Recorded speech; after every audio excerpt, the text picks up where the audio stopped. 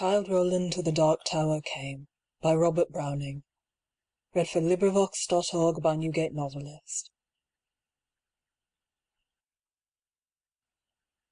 See Edgar's song in Lear.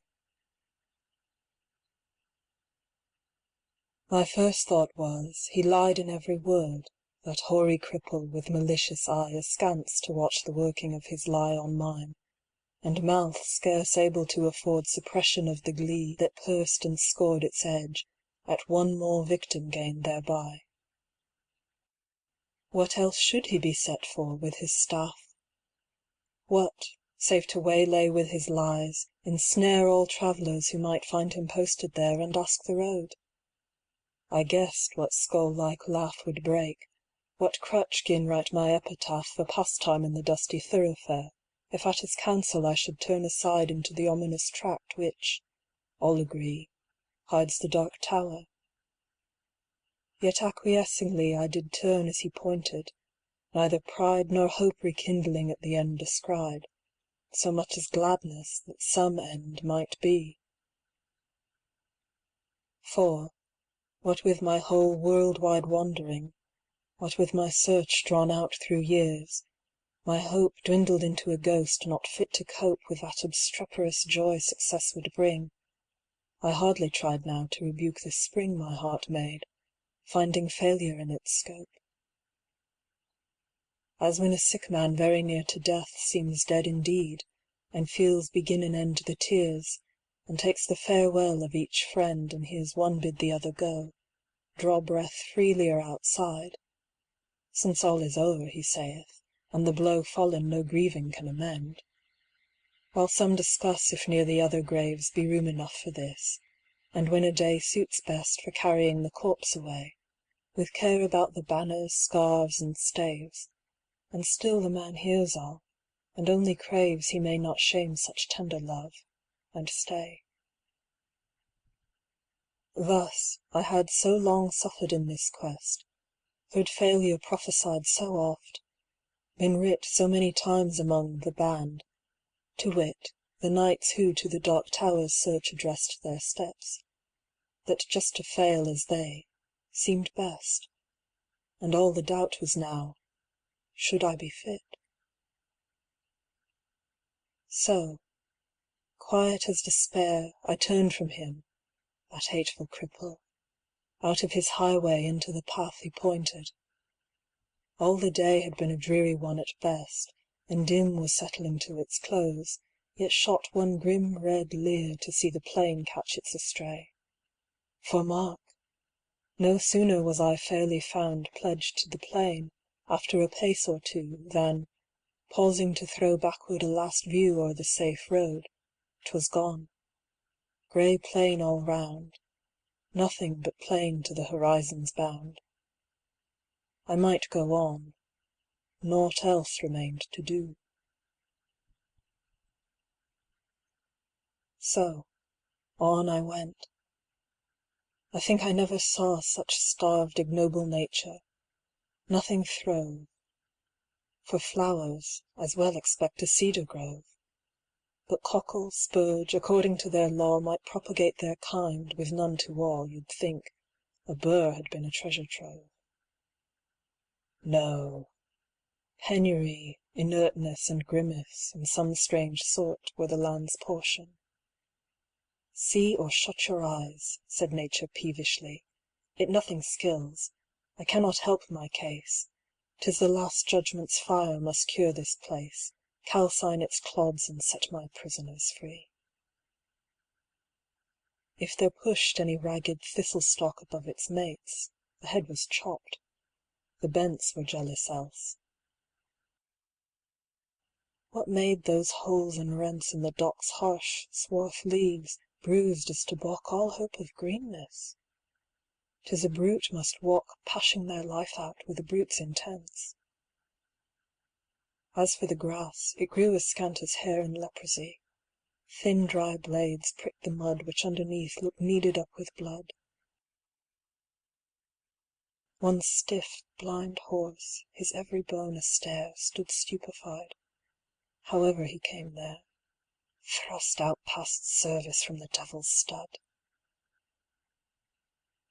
Alive? He might be dead for aught I know, with that red gaunt and colloped neck astrain, and shut eyes underneath the rusty mane. Seldom went such grotesqueness with such woe, I never saw a brute I hated so. He must be wicked to deserve such pain. I shut my eyes and turned them on my heart. As a man calls for wine before he fights, I asked one draught of earlier, happy sights, ere fitly I could hope to play my part. Think first, fight afterwards. The soldier's art, one taste of the old time sets all to rights. Not it. I fancied Cuthbert's reddening face beneath its garniture of curly gold, dear fellow, till I almost felt him fold an arm in mine to fix me to the place that way he used. Alas, one night's disgrace! Out went my heart's new fire and left it cold.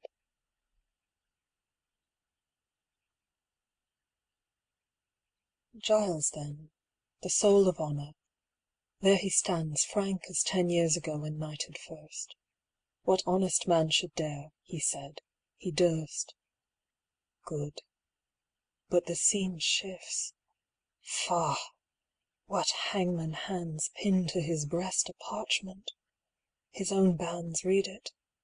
Poor traitor, spit upon and cursed. Better this present than a past like that, back therefore to my darkening path again. No sound, no sight as far as eye could strain. Will the night send a howlet or a bat? I asked, when something on the dismal flat came to arrest my thoughts and change their train. A sudden little river crossed my path as unexpected as a serpent comes. No sluggish tide congenial to the glooms, this, as it frothed by, might have been a bath for the fiend's glowing hoof, to see the wrath of its black eddy bespate with flakes and spumes. So petty, yet so spiteful. All along, low scrubby alders kneeled down over it, drenched willows flung them headlong in a fit of mute despair, a suicidal throng. The river which had done them all the wrong, whate'er that was, rolled by, deterred no whit. Which, while I forded, good saints, how I feared to set my foot upon a dead man's cheek, each step, or feel the spear I thrust to seek for hollows tangled in his hair or beard. It may have been a water rat I speared, but, ugh, it sounded like a baby's shriek. Glad was I when I reached the other bank. Now for a better country. Vain presage! Who were the strugglers? What war did they wage? Whose savage trample thus could pad the dank soil to a plash? Toads in a poisoned tank, or wild cats in a red-hot iron cage. The fight must so have seemed in that fell cirque. What penned them there, with all the plain to choose? No footprint leading to that horrid mews, none out of it.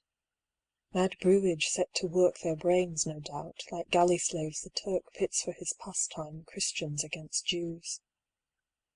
And more than that, a furlong on, why, there!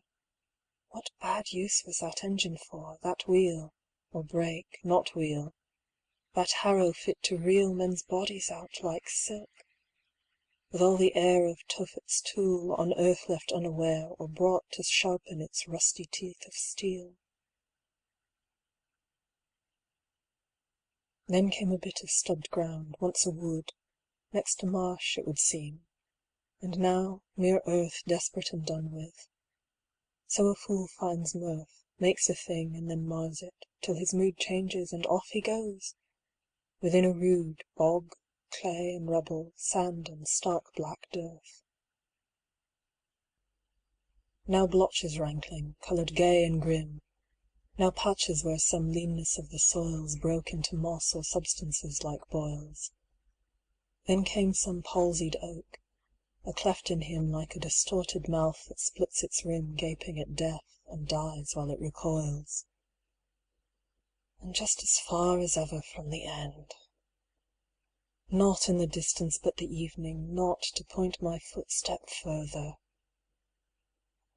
At the thought, a great black bird, Apollyon's bosom friend, sailed past, nor beat his wide wing dragon-penned that brushed my cap, perchance the guide I sought.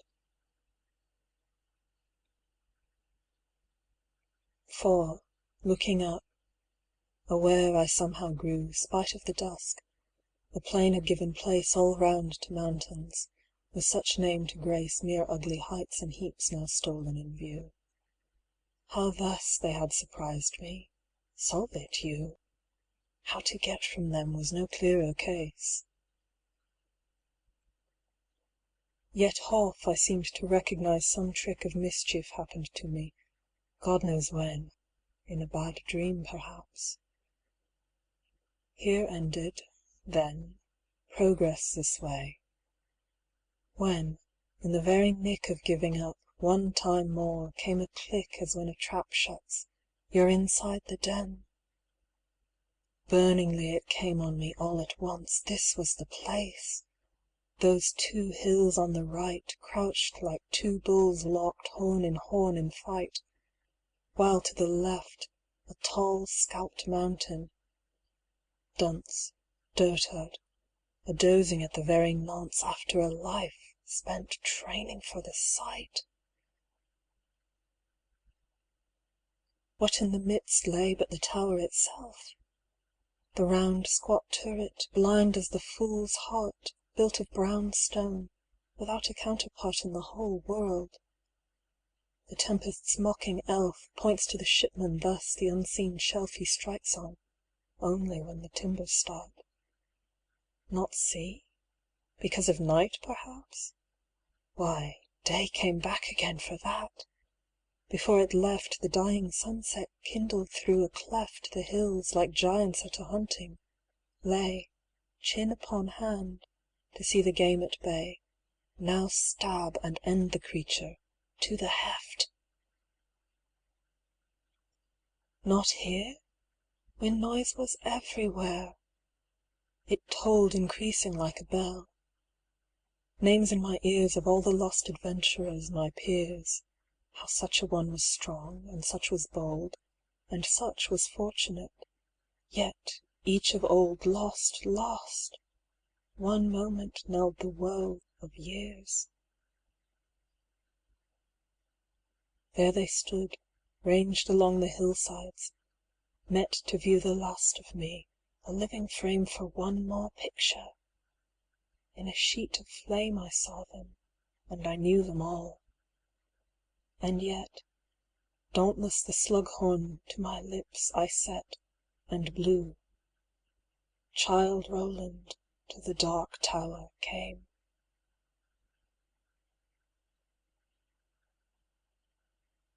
End of poem. This recording is in the public domain.